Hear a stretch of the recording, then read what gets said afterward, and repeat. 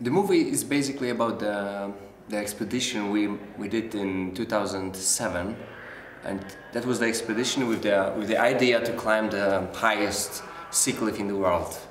It's in the south of Greenland, and there are only a few routes on whole mountain, and I mean basically 3 or 4 routes before there were 3 or 4 routes before our climb.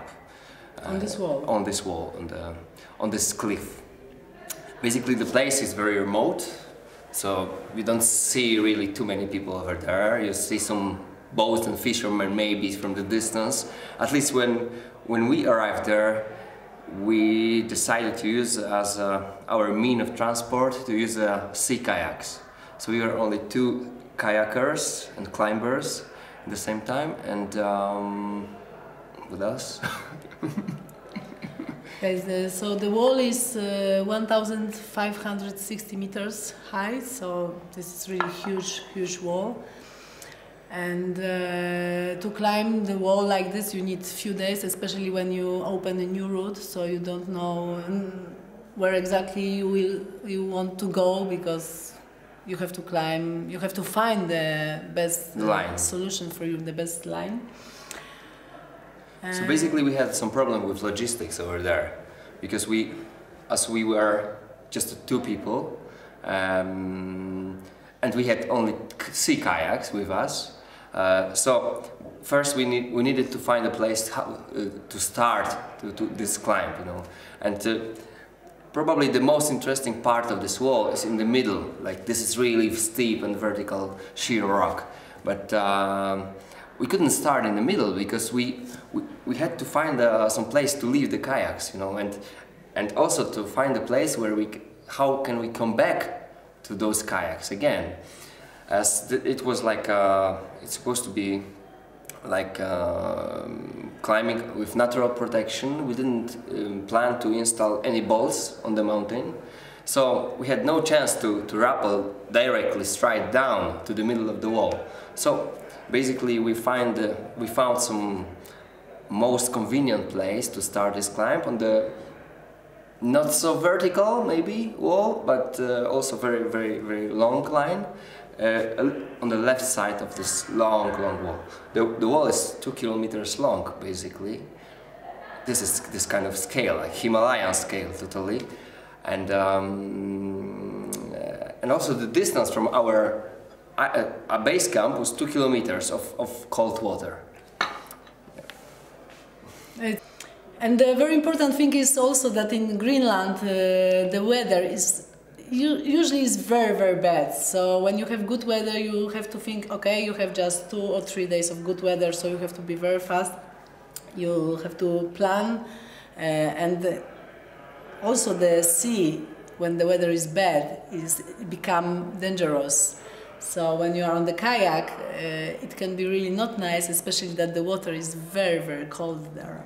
So we had some not really fights, but we had some hard moments to decide if we really can do it, you know, at all. I mean, there was one moment where we tried to pass this passage between the base camp island Palm and the main wall, and we encountered really big waves, you know, and we barely escaped. So after that event, Elsa was really desperate. Yeah, I really wanted to climb this mountain, but I had problem how to approach it, and but there wasn't other option. We just had this kayak, so that's why I decided, okay, I want to climb this mountain. I have to go there. Yeah.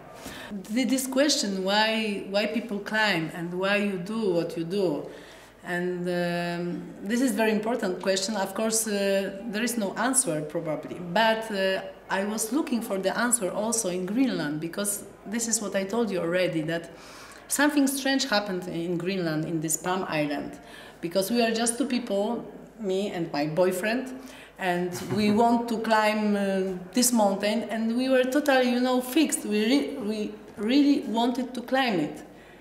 And doesn't matter that the weather was bad, that the kayak was very dangerous for me. I feel it like I will die soon. But I really wanted to climb, and Then I started to looking for the answer why I want to do this. Yeah, why we do this? Why we risk our life? So why? What is the idea? And I can tell you one thing. I can tell you what I was feeling when I was on the top on Małit Kakarswazi. That I was really very, very extremely happy.